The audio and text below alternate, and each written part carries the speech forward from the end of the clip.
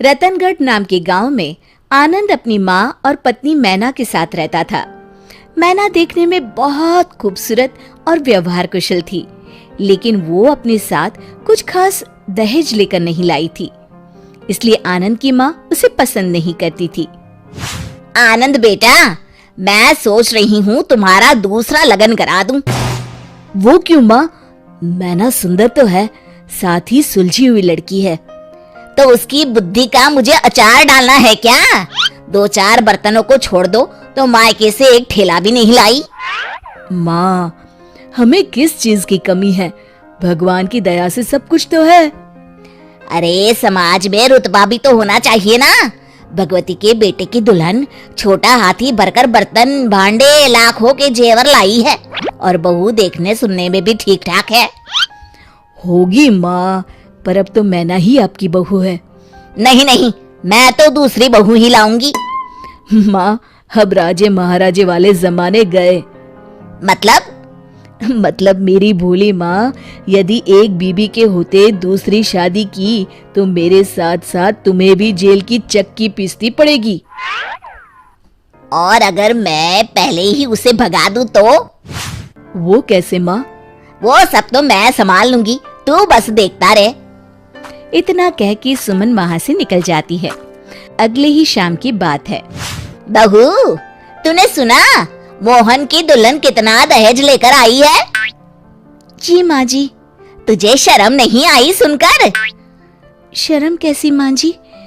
जितनी मेरे घर वालों की हैसियत थी उन्होंने भी दिया है। अरे इससे ज्यादा तो भीख मंगे अपनी बेटी को देते हैं। ये सुनकर मैना कूट कूट के रोने लगती है। ये रोना धोना अपने मायके में जाके करियो, मैं तो अपने आनंद का दूसरा लगन कराऊंगी। उसके लिए मैंने तो लड़की भी देख रखी है, शुभा। खूब पैसे वाले लोग हैं। माँ जी, ऐसा ना कहिए, आप जो कहेंगी वो करूंगी मैं। सुमन ने बहू की एक ना सुनी, वो वहां से चली गई। रात को जब मैना और आनंद सोने लगे, सुनो जी। बोलो। माँ जी आपके दूसरे लगन की तैयारी कर रही हैं। मैना, अभी रात बहुत हो चुकी है, सो जाओ। कल मैं माँ से बात करता हूँ। ठीक है जी, पर मैं कहीं नहीं जाने वाली, बताई दे रही हूँ।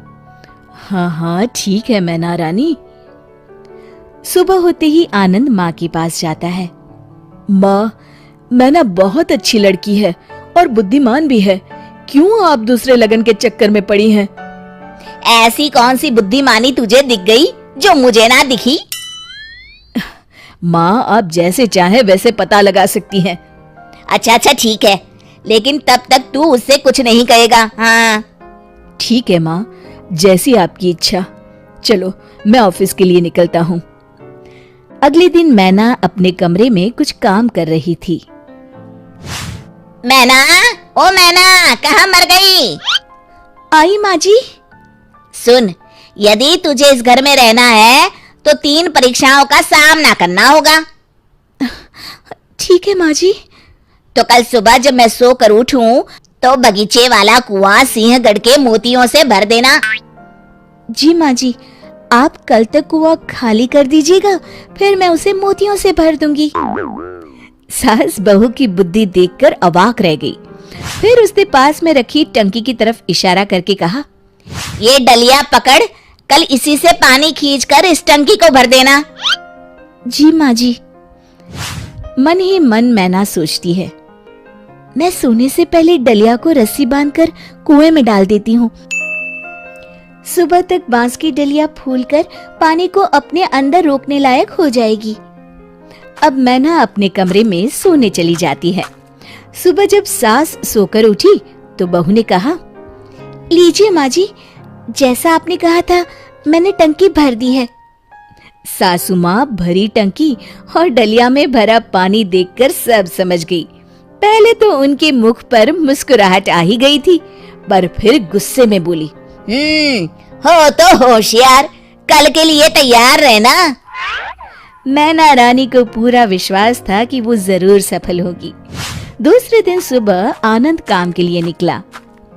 मैना, घर में चावल का एक दाना नहीं है, तुम बाजार जाकर एक बोरी चावल ले आना जरा। जी माँ जी, पैसे दीजिए। यही तो चुनौती है, तुम्हें चावल बिना पैसे के लाना है। क्या, बिना पैसे के? हाँ, और अकेले उतनी दूर जाना ठीक नहीं है, तो तुम साथ में ये नील गाय ले जाओ। जी। और हाँ, नील गाय बेच कर मत आइयो, नहीं तो घर में पैर नहीं रखने दूंगी। नहीं बेचूंगी माँ जी, आप निश्चिंत रहें। दोपहर को मैना ने सास को आवाज दी, माँ जी लीजिए, मैं चावल की बोरी ले आई। हाय हाय, कैसे उधार लाई क्या? नहीं माँ जी, नील गाय के बाल और सींग बेचकर। सास उसकी बुद्धिमानी देखकर फिर हैरान रह गई। ठीक है, अभी खाना बना, पेट में चूहे कूद रहे हैं। उसी दिन रात में मैना को बुलाकर सास ने कहा, सुन, कल मुझे राख की 2.5 हाथ की रस्सी बना के देना। राख की रस्सी? हाँ, सही सुना तूने, राख की रस्सी। मैना चुप रहती है। ये तेरी आखिरी परीक्षा है, अगर तू इसमें सफल होती है तो तू जो कहेगी मैं वही करूंगी। वो बिना कुछ कहे कमरे में चली जाती है। सुबह होती है और सासू माँ मन ही मन सोचती हैं, लगता है इसका कोई तोड़ नहीं मिला मैना रानी को, तभी तो सामने नहीं आई। चलो बढ़िया है, पिंड छूटा, अब मैं जाकर नहा लेती हूँ। उधर मैना ने एक बड़ी थाली में नाप कर 2.5 हाथ की रस्सी रखी और उसमें आग लगा दी, जिससे वो रस्सी राख की बन गई। जब कुसुम नहा कर आई, तभी मैना ने आकर धीरे से थाली रखते हुए कहा, माँ जी ये लीजिए राख की रस्सी। सास ने परात की तरफ देखा और मैना को गले से लगा लिया। तू तो सच में विद्वान है री, मेरे आनंद के लिए तुझसे अच्छी दुल्हन तो हो ही नहीं सकती। शिक्षा, हमें दहेज का लालच कभी नहीं करना चाहिए।